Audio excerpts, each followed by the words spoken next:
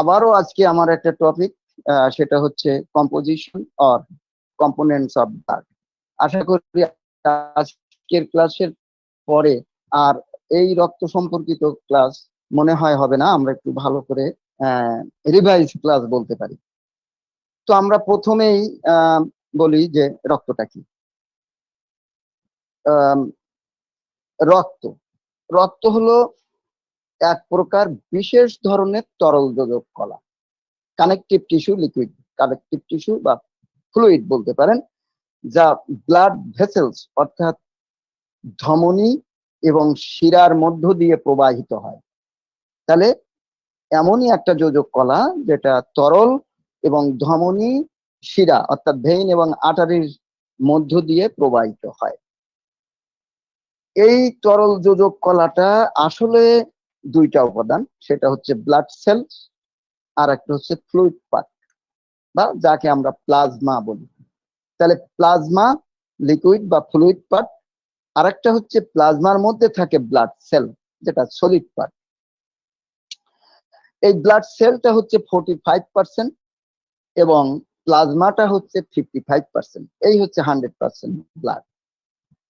তাহলে যদি আমরা ব্লাড সেলকে নিয়ে এখন একটু আলাপ করি, তাহলে এই যে সলিড পার্ট, যেটাকে আমরা ব্লাড সেলস বা ব্লাড কার্পাসেলস বলি, এটা মূলত 3 ধরনের কণিকা, যেটাকে আমরা একটাকে বলি আরবিসি বা এরিথ্রোসাইট বা এরাইথ্রোসাইট, যে যা উচ্চারণ করেন। আরবিসি রেড ব্লাড সেলস, অন্য নাম বাংলায় যদি বলি লোহিত রক্তকণিকা।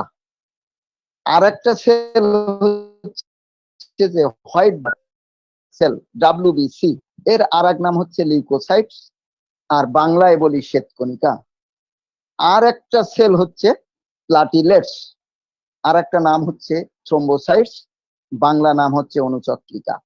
তা এই 3 ধরনের ব্লাড সেল নিয়ে আমার ব্লাড সেল পার্ট বা সলিড পার্ট। এখন আমরা আলাপ করি ফ্লুইড পার্ট নিয়ে। ফ্লুইড পার্ট অর্থাৎ তরল পার্ট, যেটাকে আমরা প্লাজমা বলি। প্লাজমা এর মধ্যে কম্পোনেন্ট হিসাবে থাকে 91 থেকে 92% ওয়াটার। তাহলে প্লাজমার ম্যাক্সিমাম অংশ হচ্ছে ওয়াটার, 91 টু 92%। আর এর সলিড পার্ট, এটা থাকে 8 থেকে 9% সলিড পোর্শন থাকে ওর ভিতরে, ফ্লুইড পোর্শনের মধ্যে। সলিড অংশটা, ফ্লুইড পার্টের সলিড অংশটা, সেটা হচ্ছে আবার কয়েক ভাগে ভাগ করা যায়। যেমন ইনঅর্গানিক কম্পোনেন্টস, ইনঅর্গানিক পার্ট, এটা আমরা 4% বলতে পারি।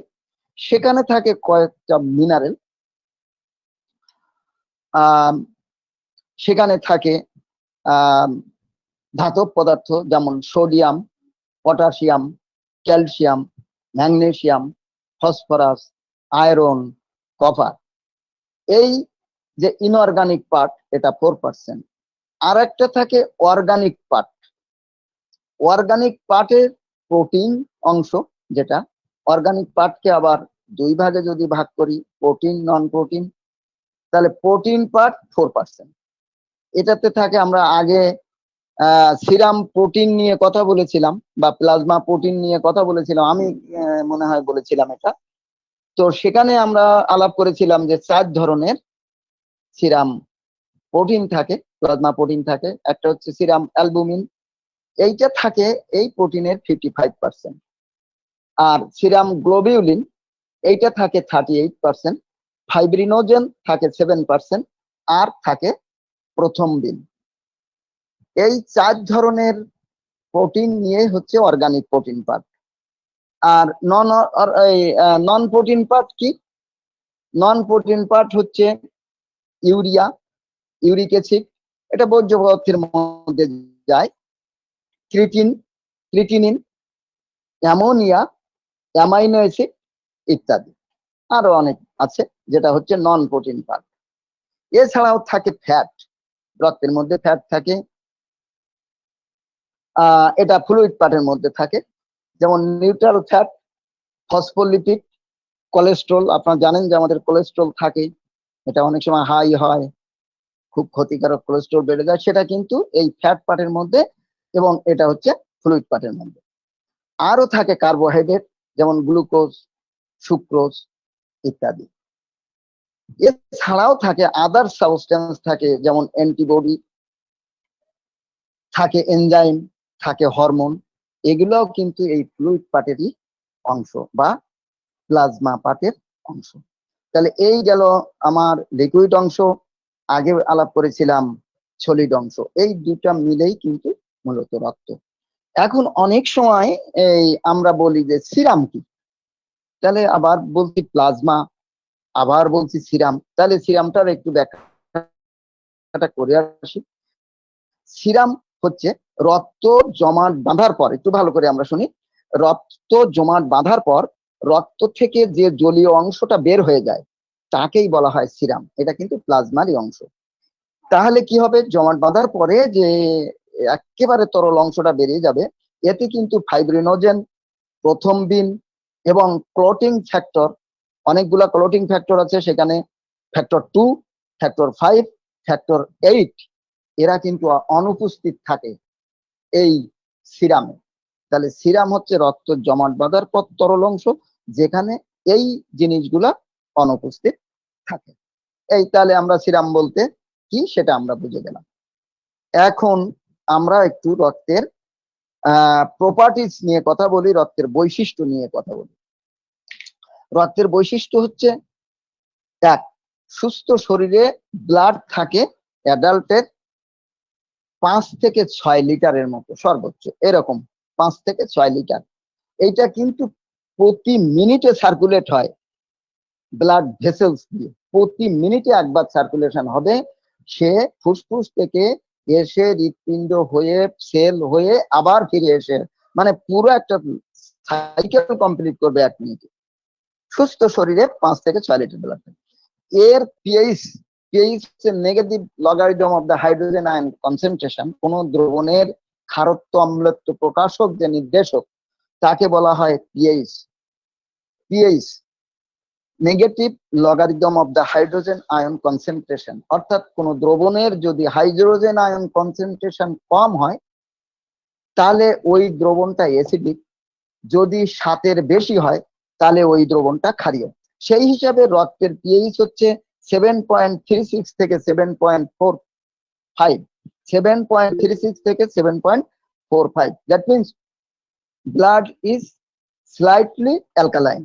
7 এর উপরে, 7 হচ্ছে নিউট্রাল, পিএইচ 7 অর্থাৎ ডিস্টিল ওয়াটার, যার কোনো স্বাদ নেই, গন্ধ নেই, টেস্ট মানে গন্ধ নেই, ইত্যাদি ইত্যাদি।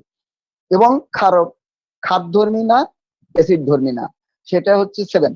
তাহলে রক্তটা হালকা ক্ষারীয়। এর স্পেসিফিক গ্র্যাভিটি হচ্ছে 1.05 থেকে 1.06, অর্থাৎ পানির চেয়ে একটুখানি ভারী। পানি হচ্ছে 1, আর এর 1.05 থেকে 1.06। এর ভিসকোসিটি অর্থাৎ সান্দ্রতা অর্থাৎ আঠালো ভাবটা 4.5 টাইমস ভিসকাস দ্যান ওয়াটার, অর্থাৎ পানির চেয়ে 4.5 টাইমস বেশি ভিসকাস, অর্থাৎ চটচটে ভাব। আচ্ছা, এর টেম্পারেচার, নর্মাল টেম্পারেচার হচ্ছে 36 থেকে 38 ডিগ্রি সেন্টিগ্রেড, 36 থেকে 38 ডিগ্রি। এর osmotic pressure, average osmotic pressure 25 mm of mercury, 25 millimetre of mercury. Test কিছুটা লবণাক্ত, ক্ষারীয় লবণাক্ত। আর কালারটা হচ্ছে আরবিসিতে হিমোগ্লোবিন থাকার জন্য রক্তের রং লাল। এই গেল রক্তের বৈশিষ্ট্য। এখন আমরা রক্তের সলিড পার্টের আরেকটু অংশ বাদ রয়ে গেছে, সেটা ওই কণিকার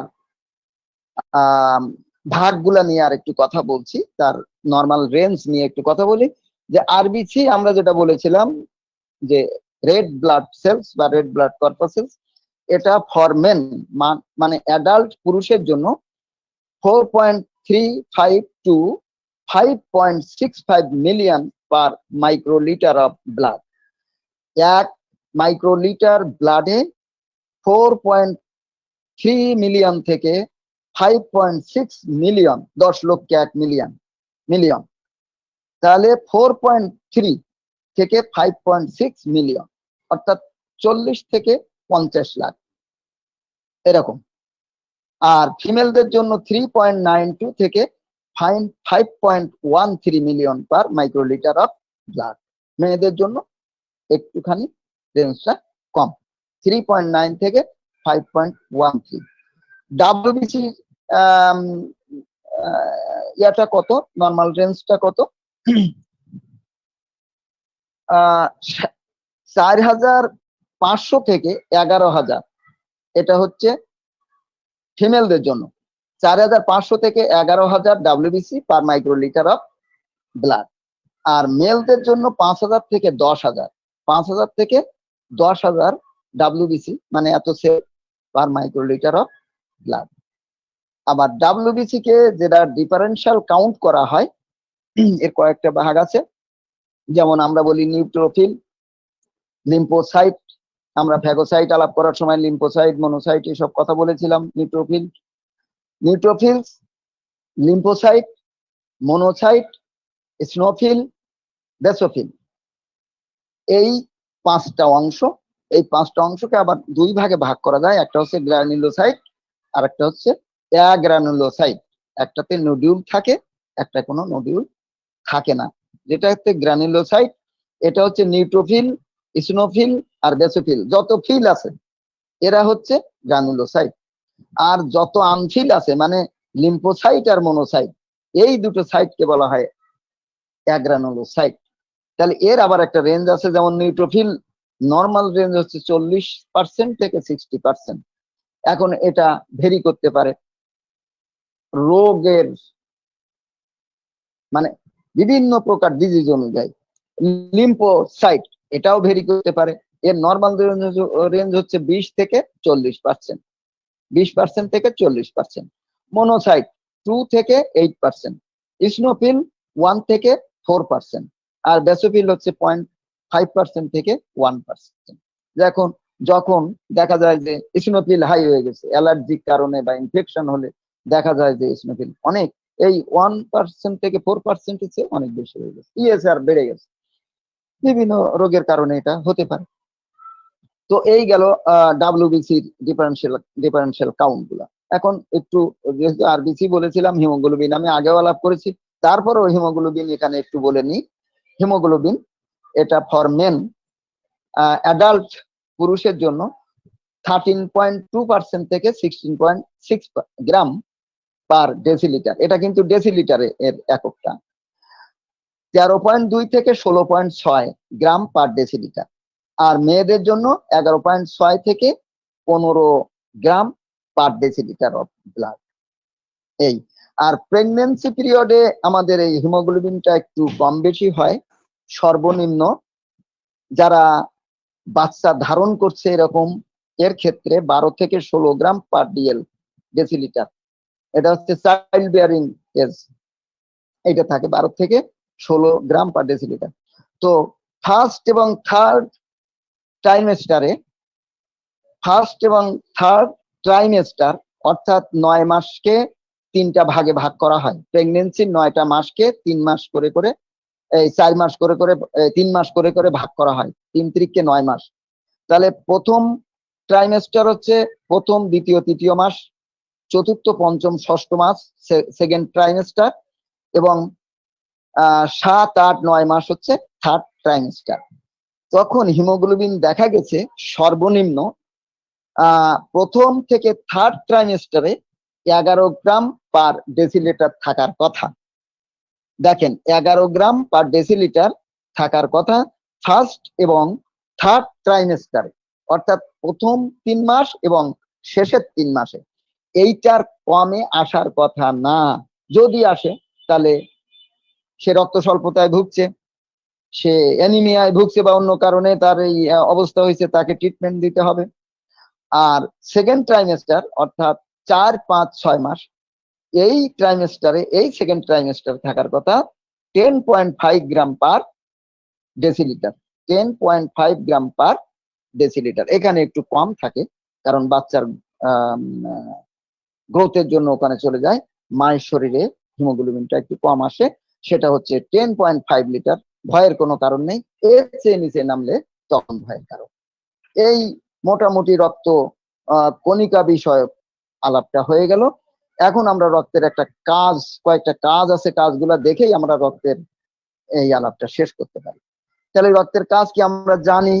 রক্তের লোহিত কণিকা অক্সি হিমোগ্লোবিন রূপে দেহের ভিন্ন কোষে অক্সিজেন সরবরাহ করে, এটা আমরা জানি। আর বিভিন্ন ক্ষয়িত পদার্থ, বর্জ্য পদার্থ, কার্বন ডাইঅক্সাইড যথাক্রমে মূত্র, ঘর্মপথে এবং ফুসফুসের মাধ্যমে বের করে দেয় এই রক্ত। পুষ্টি এই রক্ত বিভিন্ন প্রকার হরমোন সরবরাহ প্রক্রিয়ায় বিভিন্ন অঙ্গের বৃদ্ধি এবং বিপাকে সাহায্য করে এই রক্ত।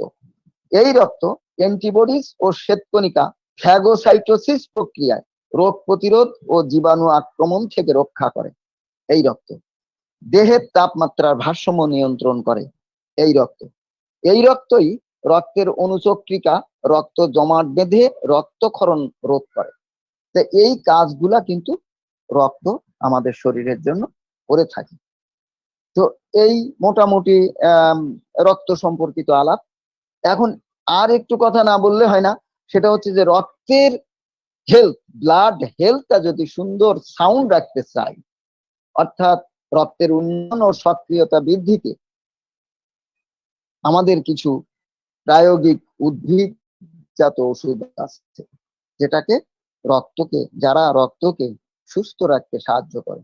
এরকম কয়েকটা মেডিসিন যদি আজকে বলি তাহলে আর একটু সুন্দর হলো। তো সেই কয়টা মেডিসিন কি আমরা একটু ভালো করে শুনি। Number 1, আর্টিকা urens.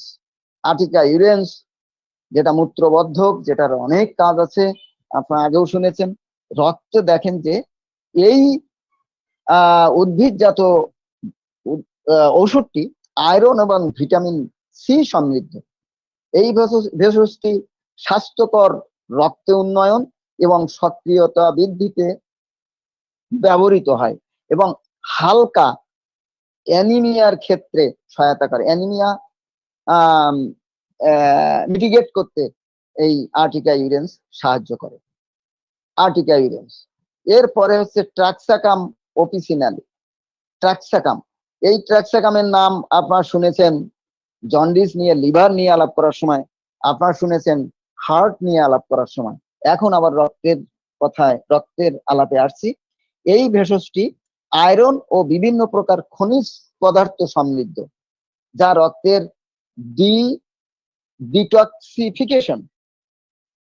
ডিটক্সিফিকেশনে ভূমিকা রাখে এবং লিভার পরিষ্কার করে দেয়। দেখেন ওই যে বলেছিলাম, তাহলে ট্রাক্সাকাম অপিসিনালি, আগে বললাম আর্টিকা ইউরেন্স, 2 নম্বরে বললাম ট্রাক্সাকাম অপিসিনালি, 3 নম্বরে হচ্ছে অ্যাঞ্জেলিকা সাইনেনসিস।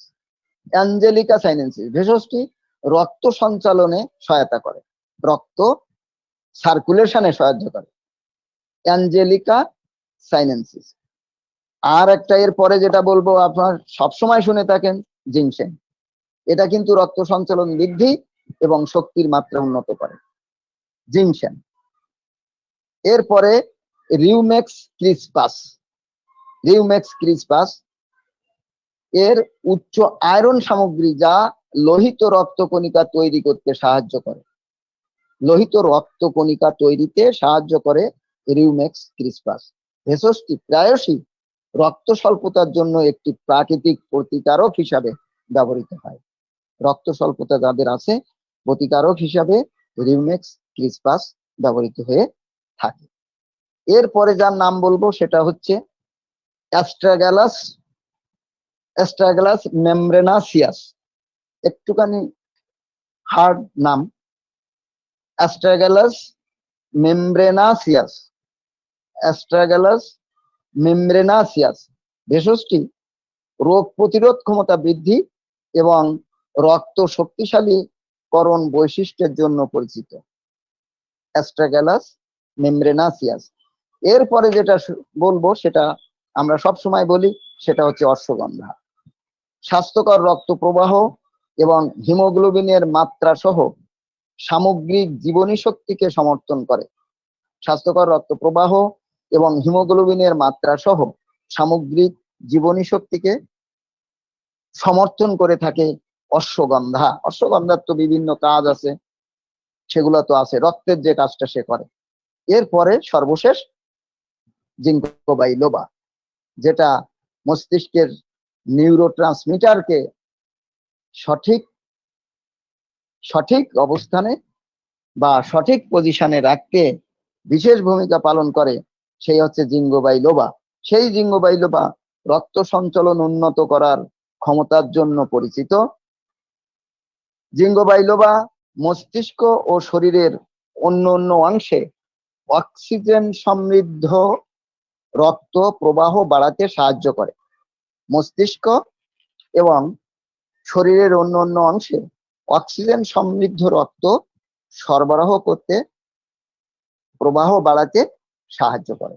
তাহলে যে মেডিসিন গুলা আমি বললাম যারা ব্লাড হেলথকে সঠিক রাখে, আবারও বলছি, Urtica urens, Taraxacum officinale, Angelica sinensis, ginseng, Rumex crispus, Astragalus membranaceus, ashwagandha, Ginkgo biloba.